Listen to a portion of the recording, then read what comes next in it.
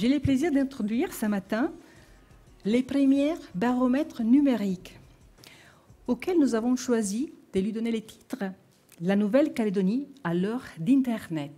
En 2010, le démarrage d'une réflexion collective d'intérêt général autour de ces enjeux est lancé. Il faut donc réunir les acteurs, écrire des feuilles de route stratégiques et les mettre en cohérence. Il faut également créer des passerelles entre les projets existants et imaginer de nouveaux partenariats entre les structures. Plusieurs objectifs ont été assignés à ces projets. Le premier objectif, comprendre la diffusion de phénomènes Internet dans le temps et dans l'espace. Deuxième objectif, prendre la température du rôle d'Internet dans la vie des Calédoniennes, des entreprises, des administrations.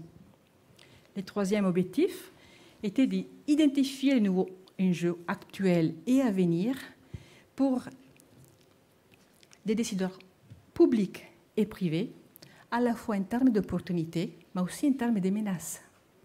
Le 15 avril, les membres du conseil d'administration de l'association ont approuvé la feuille de route et nous ont donné un fil rouge, celui de l'évaluation des fractures numériques en Nouvelle-Calédonie. Pour conclure, ce projet de baromètre est donc né d'une dynamique concertée et partenariale des acteurs calédoniens, qu'il est important de saluer et d'estimer à sa juste valeur. Les usages de l'Internet, que faisons-nous et que faisons-nous ici, Calédoniens, lorsque nous allons sur le web? On a identifié 3 types d'usages. Premier usage, très classique, échanger, s'informer, utiliser le mail.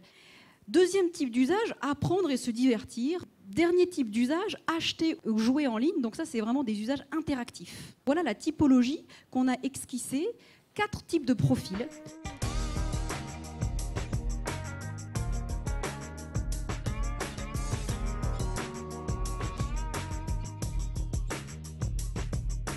Alors pour une administration, l'Internet, ça veut dire quoi?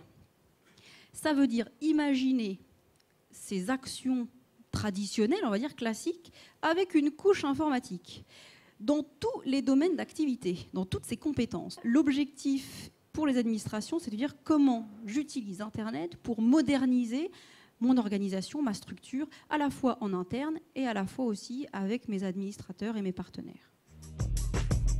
Troisième type de cible, les entreprises. En fait, ce secteur multimédia Internet autour de 5 grandes activités. Donc ça, c'est une typologie qui se discute, qui se commente. En tout cas, c'est celle qu'on vous propose ce matin pour au moins lancer le débat et améliorer derrière aussi la connaissance de cette filière. Dernier point, et après j'en aurai fini, parce qu'effectivement on a parlé usager, on a parlé usage, mais derrière il faut parler aussi géographie des réseaux pour comprendre comment l'Internet s'organise en tant qu'infrastructure sur le territoire.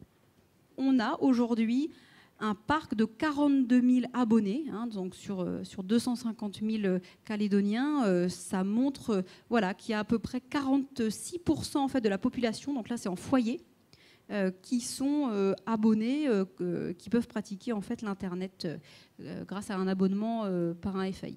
Très rapidement, il y a quelques chiffres qui permettent de comprendre comment s'organise le réseau télécom. 125 centraux téléphoniques, dont 95 équipés en ADSL. Et on voit qu'il reste encore des lignes non attribuées. 19 000 et quelques, ce sont les lignes ADSL non attribuées par l'OPT, donc c'est une réserve. Donc voilà, très rapidement, la mission était ardue de vous résumer en quelques minutes ce gros travail qui effectivement a duré une année. Donc vous trouverez dans le document qui vous est remis l'ensemble des chiffres que j'ai essayé d'exposer. Vous avez même un petit poster en fin qui vous donne tous les chiffres des études, segmentés par cible, par secteur. Donc on espère que ça va être un outil qui vous servira. Pierre-Emmanuel Berger et Célène, vous avez dit tout à l'heure que les administrateurs de l'Observatoire du numérique avaient insisté, vous avez donné comme priorité le fait de bâtir ce baromètre. Moi, ce que j'aimerais savoir, c'est maintenant qu'on a des chiffres, qu'est-ce qu'on va en faire et qu'est-ce que vos administrateurs avaient dans la tête et qu'est-ce qu'on veut en faire pour progresser, dans quelle direction, quelle explication on va chercher à ces chiffres. Donc j'ai envie de dire, les solutions, elles sont chez vous. Nous, l'Observatoire, on est un peu un agitateur d'idées. On vous dit regardez, ça existe, regardez ce qui se passe même chez nous. Est-ce que vous êtes prêts à agir? Est-ce que vous êtes prêts finalement à construire la société numérique qu'on souhaiterait ici? C'est un grand honneur pour moi de conclure cette présentation. Le numérique demeure un sujet de politique publique transversale, qu'il concerne la santé, l'éducation, l'économie, l'industrie, l'innovation ou encore la confiance numérique. Le premier baromètre numérique 2011 nous donne aujourd'hui l'occasion de partager tous ensemble une sorte d'état zéro de la situation numérique en Nouvelle-Calédonie. C'est pourquoi le gouvernement de la Nouvelle-Calédonie s'est doté des outils nécessaires et complémentaires pour répondre à ces enjeux. D'abord un outil de diagnostic et d'aide à la décision avec l'Observatoire numérique, et puis un outil de pilotage stratégique avec la cellule économie numérique qui a été créée au gouvernement de la Nouvelle-Calédonie.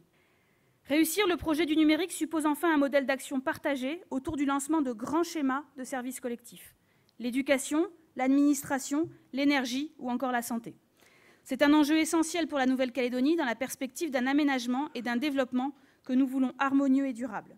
Le numérique contribue fortement au développement économique et social des territoires.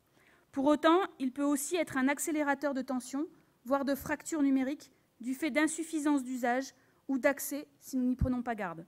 C'est pourquoi sur l'année 2012, une enveloppe de 70 millions de francs est mobilisée sous la forme d'un appel à projet pour mener une action volontaire en matière de lutte contre la fracture numérique autour de 3 pistes privilégiées par le gouvernement.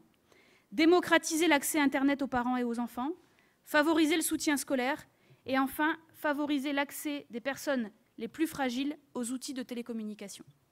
C'est pourquoi, en appui de son plan stratégique pour l'économie numérique, le gouvernement a souhaité se doter, dès 2012, d'un schéma directeur territorial d'aménagement numérique, SDTAN, et d'un schéma directeur de l'administration électronique, SDAE. Madame la Présidente, chère Paola, permettez-moi aussi de saluer, au nom du gouvernement, le travail très riche réalisé par tous les administrateurs au cours de l'année 2011. Je profite aussi de l'occasion pour remercier Fabien Ducasse, directeur territorial de la Caisse des dépôts, pour son soutien dans le développement de nos projets numériques et en particulier dans la publication de ce premier baromètre numérique.